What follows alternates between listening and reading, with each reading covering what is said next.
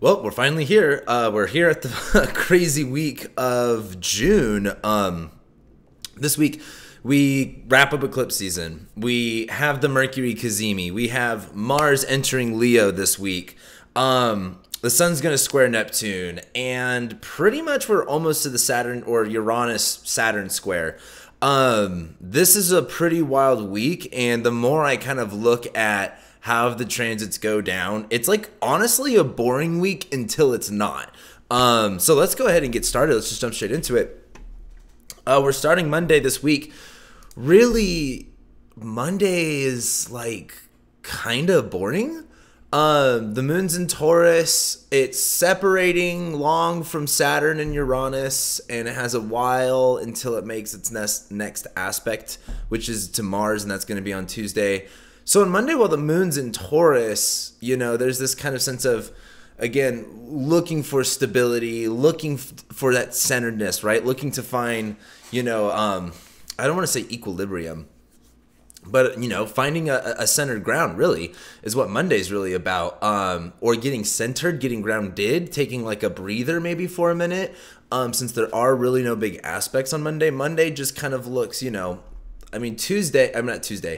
the Sunday before, that's when we have the Mercury, Neptune square and that moon squaring Saturn, Uranus. So there's that kind of like upheaval. There's that kind of wall that we're hitting and that need to change. However, it's just unstable and it's like super insecure. Monday is really about finding that security, finding that footing. And really, that's the only thing that's going on Monday. Monday's just that moon and Taurus transit, which is pretty nice, I think, for a very hectic week. That's a nice, decent transit. But we jump into Tuesday, and this is when the moon is going to make a sextile to Mars before it ingresses into Gemini, and then we'll make a square to Jupiter. As the moon's in Taurus, making that sextile to Mars, remember what I've been talking about with Mars in Cancer. Mars is about our actions, our drive, how we fight our fights, what we're really going towards. And with Mars in Cancer, it's like, we're a little sensitive, we're a little crabby, and we need to be a little bit more focused on nurturing ourselves before we react, before we, are impulsive and start doing things that we know we shouldn't be doing. And this moon in Taurus sextile Mars in Cancer is really kind of a time to ask yourself, okay, Mars in Cancer, what do you need? It's kind of like, if you ever have a kid, you ever seen a kid panicking and crying and they don't even know what they're upset about, and you're like, okay, kid, what's the problem? What's the deal? Use your words. Moon in Taurus sextiling Mars in Cancer is this is a time to find a comfortable moment, find your comfort zone almost in a sense. The moon sextiling Mars is when you can find that stability, that creates that comfort, that creates that nurturing that I think you need. So, there is this moon in Taurus getting settled, right? We're about to go into a really crazy eclipse. We're about to go into a Mercury Cazimi. A lot of things are about to happen. So this moon in Taurus is kind of getting settled, getting ready, getting yourself prepared emotionally, physically, mentally for, what's about to go down, right? That's really what Tuesday looks like. But after the moon makes that sextile to Mars, it's going to then ingress into Gemini. Here, I'll just fast forward it a little bit. Later on in the day.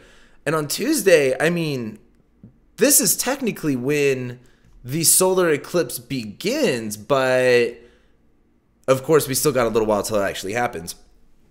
But by this point, as the moon ingresses into Gemini, we're starting the eclipse, and it's a whole 3-day event.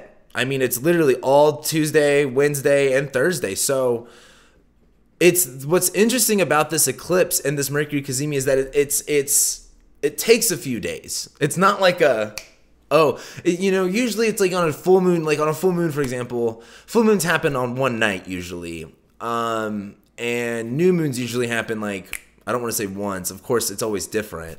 It's just, this is a really drawn out process, and we'll go through it. But as the moon ingresses into Gemini on Tuesday, the solar eclipse really begins. But what's interesting is the moon ingresses into Gemini and then squares Jupiter, where,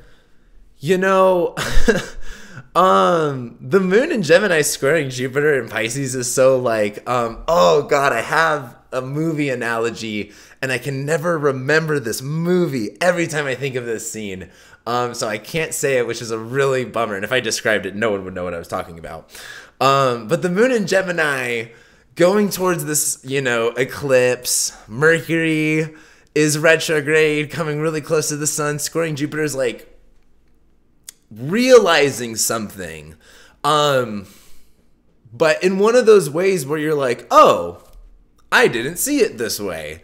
Maybe not that you're dumb, but it's just like you're going to feel a little like, oh, like there's the moon squaring Jupiter here is the moon's in Gemini, it's kind of like that, facts don't care about your feelings almost in a sense, but there's this like, realization of something. There's this understanding of something with the moon in Gemini. There's this communication of something. And if with square Jupiter, that's not bad. But that is, I think now that Jupiter's in Pisces, there's kind of a realization here. I talked about in the podcast, one of the podcast episodes I did recently of, self-awareness with Jupiter and Pisces. And this moon in Gemini squaring Jupiter and Pisces is one of those moments where you go, oh, like I didn't see it this way before. I didn't see it like it's like one of those times where I can't even think of a good analogy. You're going to become very aware of wherever Jupiter is at in the sky, and you're going to become aware of it through this Gemini stuff. And I think as the moon ingresses into Gemini on Tuesday, it's like the information hits. It's your mind starts spinning a little bit faster, and as it squares Jupiter, this is kind of like what are you realizing, and what is that making you reconsider? What is that making you think? Like the universe is like, think really hard about things right now. Like that's how I would look at Tuesday. It is asking you to really consider some things and really go, how do I see the big picture here? What is this going to turn into? Because you got to remember, Jupiter stations retrograde next week. We only have so much time of Jupiter in Pisces, right? And, once Jupiter goes back into Aquarius, we got to do our own thing. And then Jupiter's going to go back into Pisces in 2022. That's when we'll kind of see what that evolves into. But right now, Jupiter in Pisces is like, what's available soon? What's coming up for you? And I don't know if you guys have been really... it's not going to make it, I don't want to say it's not going to make it self-aware. Sometimes it's going to make it self-aware, but like, you got to just pay attention.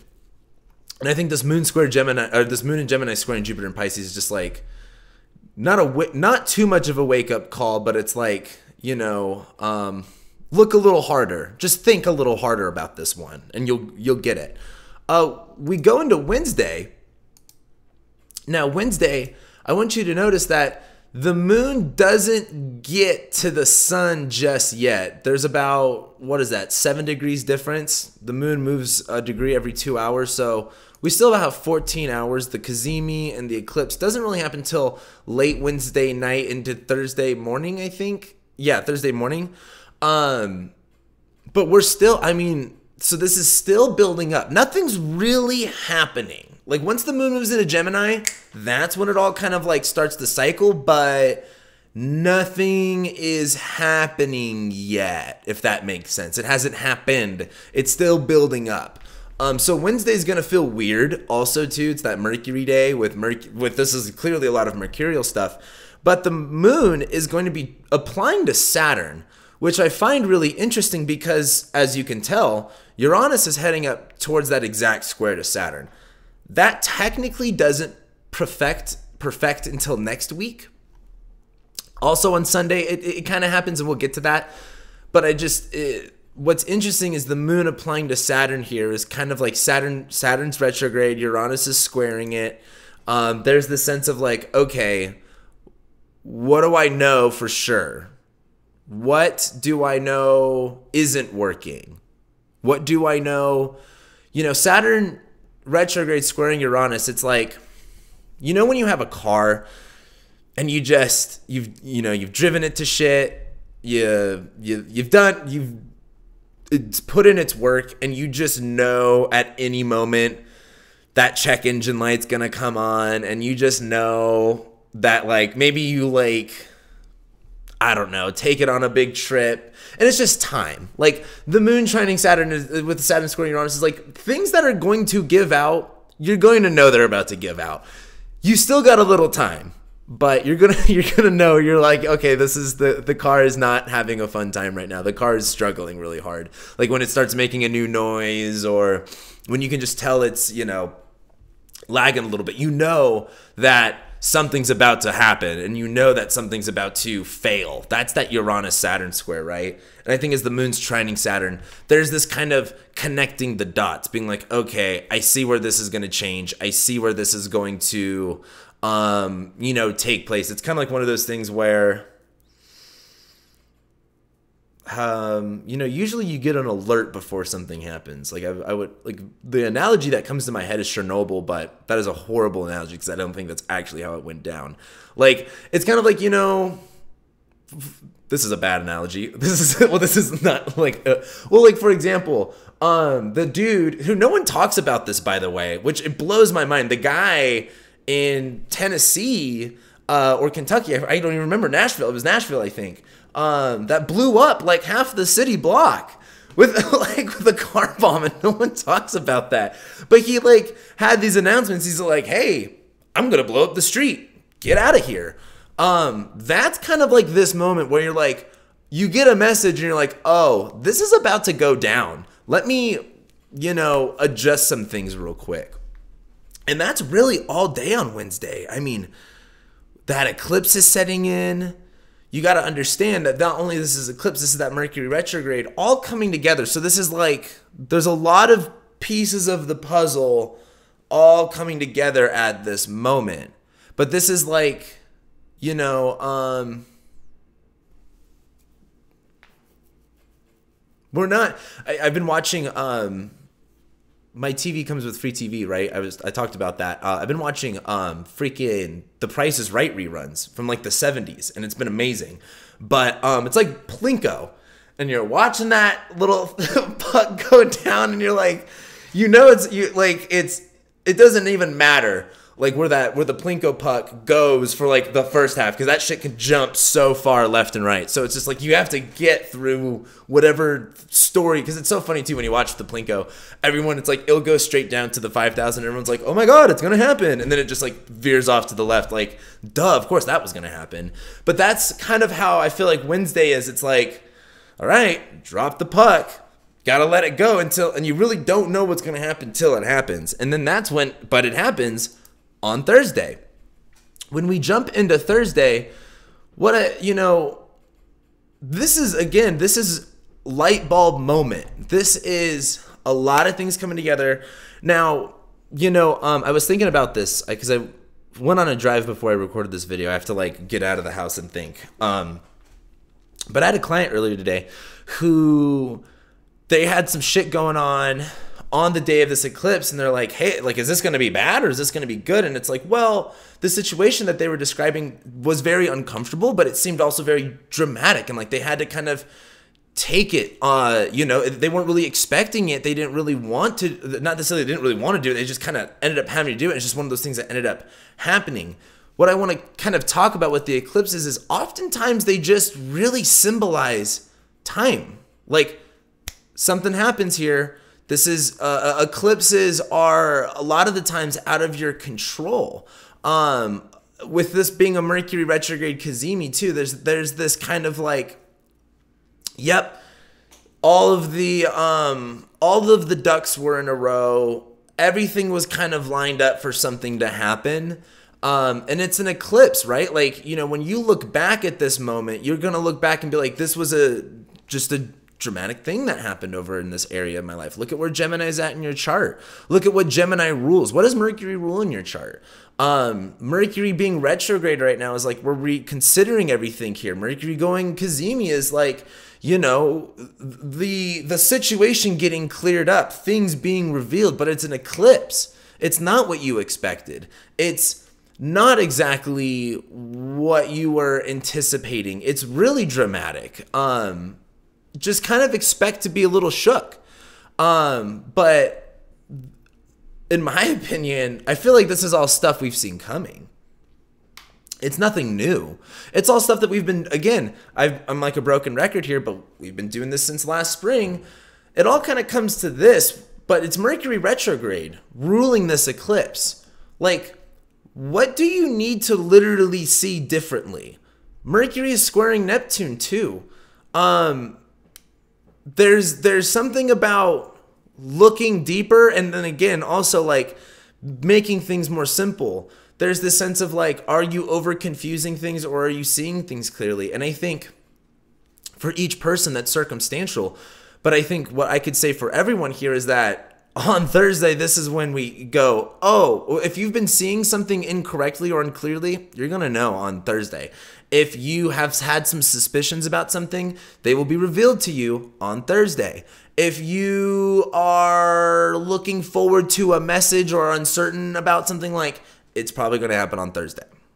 So, you know, what's nice about eclipses is it's kind of like the Jack in the Box thing. It's just like, just get it over with. It's just like I don't want to say I have like a ton of anxiety, but like everyone can have anxiety spike for certain things. And like for me, it's like, you know, suspense, like horror, like I don't even want to say horror, but like the Jack in the Box thing where you know it's going to happen, you know it's going to surprise you, and you just want to get it over with already. That's what's nice about like this eclipse. Once we're after this eclipse, we're done. Where the next lunations are actually kind of decent, kind of. Sure, we got Mars into Leo, but this eclipse, it's like, it's done, it's over, it gets handled, it gets wrapped up.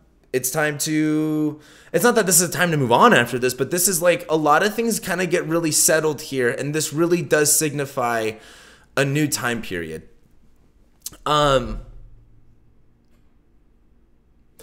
The moon, well, we get to Friday, and Friday, I'm not gonna lie, Friday looks fucking great, in my opinion. Like, I was thinking a lot about this, and I think we need this, because I think Thursday is like when you get it. Thursday is like, okay, we saw this coming, knew this was gonna happen, now I'm aware of it, now we're clear. The moon's gonna enter Cancer. It's going to trine Jupiter. It's going to apply to Venus all day long, where there's this sense of like, the moon, after an eclipse, the moon goes into Cancer. It's like, I was almost thinking of like, you know how they have those fucking videos of like, like mega churches where they're like, they like bless someone and then they like pass out and then like someone catches them. Like this is like, Thursday is like, you know, the pastor touches you and you like faint, and then Friday is like that person, that team of people catching you. It's like, you know, we can chill after this. Now, as the moon applies to, the moon's going to go into Cancer, right? It's home sign. It's feeling, you know, now, of course, the moon is gaining in light, even though it's coming off an eclipse. But now that the moon's in Cancer, there's a sense of like, you know, nurturing, comforting. The moon is trining Jupiter, where there's this sense of like, I need this. I understand this. This feels good. This is right. And the moon, after it separates from Jupiter, is applying to Venus in Cancer, where you're like, there's a lot of self-care involved, I feel like, on Friday. Like, take the time maybe out to, like, enjoy yourself. And the other thing is Mars enters Leo. I made a tweet about this. Like, let your nuts hang. Say it with your fucking chest. Like, Mars in Leo is like, because here's the thing. When Mars, and I made a couple tweets about this too, when Mars goes opposite Saturn and squares Uranus, we all, but let me just say you, whoever the fuck is watching this, like, you're going to get challenged. Like, there's no way we're walking out of Mars opposite Saturn, square Uranus, without us feeling challenged somewhere. And Mars in Leo, once Mars enters Leo, you're gonna be acting more prideful. You're gonna be acting more cocky. Hey, maybe you need that. But here's the thing, if you don't do that, you're going to find yourself in positions where you're kind of forced to do that. And that's when Mars is going to be opposite Saturn, because Mars in Leo opposite Saturn Aquarius is you're going to find out what separates you from everyone else, and you may not like that reality, because it might happen really fucking quick. So my advice with Mars in Leo is start being really clear about what the intention of what you're doing. Mars and Leo comes from the heart, what we act on, what we're fighting for. It's all passion. It's all authenticity. What I've learned with Mars is you got to pick and choose your battles, right? But the Mars and Leo fight is like, are you living up to your truth? Like, are you doing things authentically, or are you performing for others? And as Mars goes opposite Saturn, if you're performing for others, they're going to call you out and they're going to say that you're fake as shit. And if you're acting authentic, they're going to say, we don't like that you're acting authentic. We want you to be like us. Like, I'm telling you, this Mars opposition to Saturn squaring Uranus is really going to tip things over. And so with Mars going into Leo, this is really the time to ask yourself, what separates you from everyone else? I talked about this on my last podcast too. It's like, what are your original ideas? Also with Mars and Leo too, really watch how you act. How are you reacting? What fights are you choosing to fight? And I think it's because the thing is with Mars and Leo is you're under the spotlight. Your actions, your anger, your righteousness almost is spotlighted. So you get the opportunity to really see everything in a good light. But Mars is going to go opposite Saturn. So there is going to be a lot of criticism faced, and you are going to see some of the hard parts. And, feedback is oftentimes harsh, but always fair.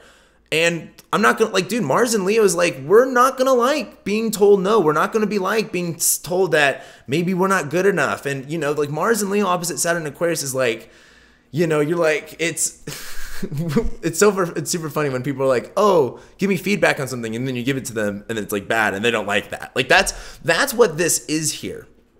That's what this is building up to, right? So my suggestion, and this is why I said Friday is kind of like a self-care day. The moon's going to go into Cancer. You need to nurture yourself. The moon's going to be applying to Venus. Like, do what it takes to feel good. And as Mars is in Leo, like, start walking a little different. Start walking the walk.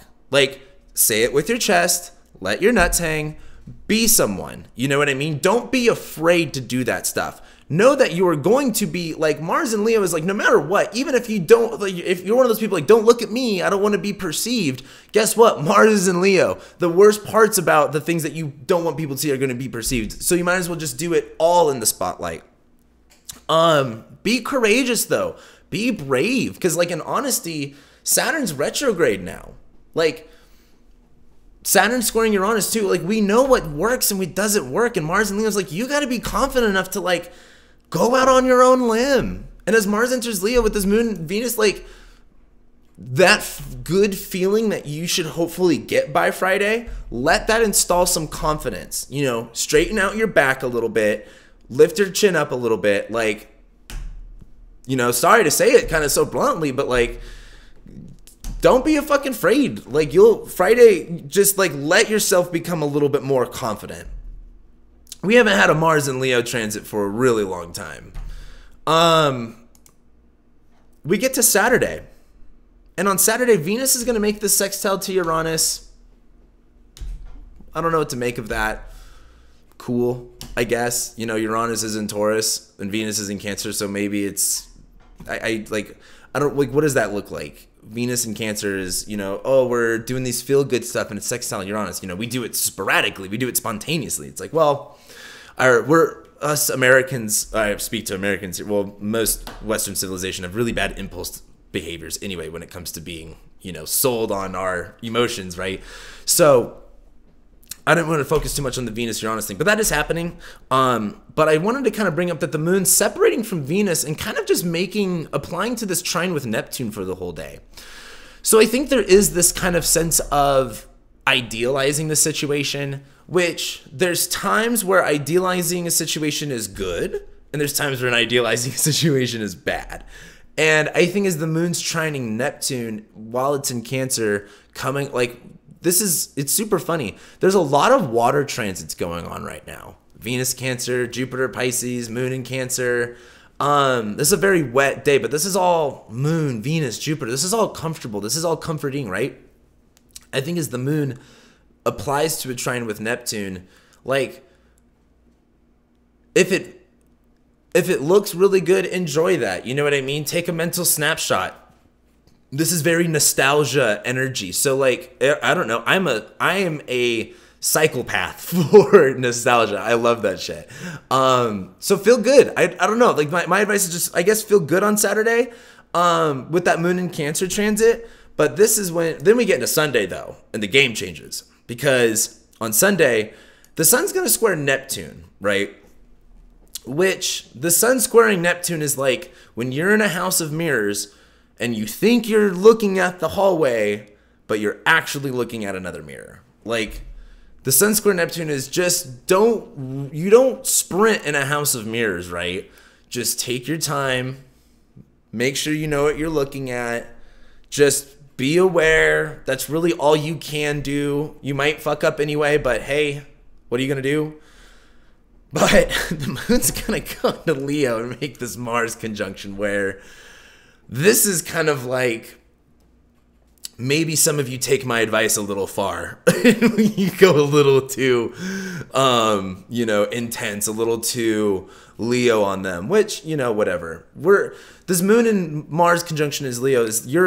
Some of you are going to let your nuts swing, and a lot of you are going to say it with your chest and say it very loud and proud. Some of you might be wrong, but I don't think you're going to accept that, which, hey, you're going to live your life. I think this moon-Mars conjunction, though, in Leo is also the sense of, like, you're just, like, again, you're just going to be like, you know what? No. You know what? I'm going to do this. You know what? This is really letting it all, like, hang out, real kind of just going out on a limb, going out on your own. As the moon conjoins Mars, it feels good. You know what I mean? We haven't had... we haven't had some fire stuff in a minute. It's been all air and then water and earth. Like, we really only had Aries season with, like, Venus and Aries. Like, now that we got Mars and Leo, things kind of get kicked up a notch in terms of the heat. But I want you to notice, Uranus is now at 13 degrees. And Saturn's at 1309, 1303, 1309. The exact Uranus square Saturn doesn't happen actually till Monday of next week. But when we talk about Sunday, it's like the tipping point, right? With this Moon Mars Leo conjunction is like, this might be that time where maybe someone says something and it kind of just, it's like, man, I like when you're at a family party and like someone just, like, there's always with family, family dynamics are so funny. There's usually always an elephant in the room, like, when it comes to, like, family dynamics. And it's like, there's someone that brings it up and then it just, like, ruins everything. I feel like that's this transit. Now, I don't want to say it ruins everything, because in that same analogy, in that same story, you can have people that are like, oh, why did you have to bring that up? And then you have other parts of the family that are like, that's funny that this is happening. This is all chaotic and people can just live for that. There is some of that with Sunday. But I think on Sunday, it's Moon and Leo, Mars and Leo. Like, at the end of the day, it's every man for himself, and you gotta stand up for yourself when you gotta stand up. You gotta feel good when you need to feel good. And I think this Moon applying to Mars and Leo is like, I am feeling good. You know what? I do understand how things, like, there is this kind of confident push, and I think we all need that right now. But I think that confident push might just push things over the edge a little bit, and that comes with consequences, which, it's funny. Astrology is funny. We're going to deal with this Uranus Saturn square stuff, no matter what. And for some people, it could just be, it's so easy to look at astrology and be like, oh my God, this is the transit that's going to do it all. It's like Uranus squaring Saturn, of course, for some people is really going to shake it all up for them. And then there's other people where it's really just going to be a tweak. It's really just going to be an adjustment, and it's going to just be maybe a surprise. Maybe you just didn't see it coming. Maybe, maybe it's sporadic, but maybe it's this little spark that kind of this Moon and Mars Leo goes, you know what? Yeah, it's time. You know what? I need to do this. You know what? Yeah, I'm passionate about this. I believe in this. Mars and Leo is like, at the end of the day, someone commented this on, I was trying to think of, I was like, I just read something about this. Someone commented about this. There was a Bob Dylan quote. about like, I'm just being me, like, or I'm just doing me, the only thing I can do is be myself, whoever that is. That's very this Moon Mars Leo conjunction of like, you know, and dude, like as a Leo, like as a Leo sun, coming from that space is like what I've learned in my own personal life is like that's literally all you can like. That I think that's the best part about being a Leo is like, you know, you kind of don't have a choice but to be yourself. You're kind of forced to be like that way, I guess. And I think with this Moon Mars Leo conjunction is like there's this instilled feeling where this is Mars, right? We're talking about fighting. We're talking about like what are we taking action on? What are we moving towards? Not necessarily our solar selves. Like the sun's in Gemini. We're just kind of like, you know, taking in information overload. Mars and Leo though is like, you know, kicking it into gear. Mars and Leo is like, you know what? You just gotta do what you gotta do. And I talked about this last week when it was like, you know, hey, the Mercury retrograde, you know, maybe you gotta buy a car, you know, so what? It's with this Moon Mars conjunction is you gotta do what you gotta do, and you can't do it if and this the hard part with Mars and Leo is like you can't be fake about it. It's gotta be real. If you're fake about it, you're not gonna like it. If it's performative, you're not gonna like it. You gotta stick to your truth here. You're gonna feel not with integrity. So on Sunday, you know, I would say on Sunday, really question your actions and really think about what you're gonna do before you do it. That's this week. We get to next week, and the thing is with next week. Hold on, let me do that. Okay, I guess this doesn't work anymore. Oh, it's a Mercury retrograde. Clearly, I can't do anything. Anyway, I guess it's like this. Next week, we start next week with Uranus squaring Saturn. Expect things, literally, look. Boop. Oh, yeah, by the way, the moon next week goes opposite Saturn square Uranus. Don't expect next week to start easy. Expect next week to start off not on an easy foot, very up in the air. And also next week, Jupiter will station retrograde. So, oh, I can just do this, duh. Now that Jupiter, it's like we have the Uranus-Saturn square with that moon, and then it's like, oh shit, things are back up in the air again. And then Jupiter stations retrograde, where it's like, this is something I've been saying too. Like, do you have faith? Like, Jupiter just dipped into Pisces.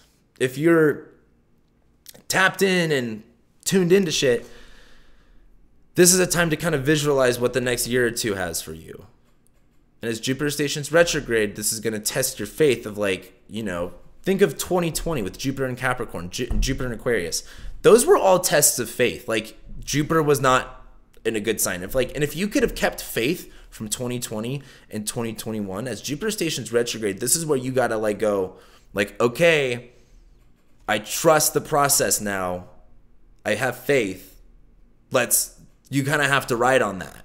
You know, as Jupiter stations retrograde, it's like, sure, you might see it, but do you believe it?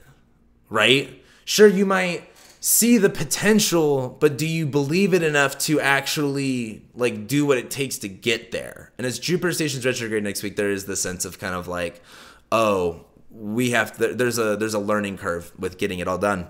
But anyway, that's this week. Guys, book a reading with me. I want to let you guys know what's going on for the rest of this year. I know there's a few people out there have been considering it, especially with this eclipse stuff.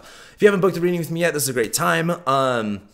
As well, join my Patreon if you guys want to support the channel, for also early access and commercial free videos, as well as some other perks. Become a Patreon member. I'd super appreciate it. And yeah, with that being said, I will be seeing you guys next week.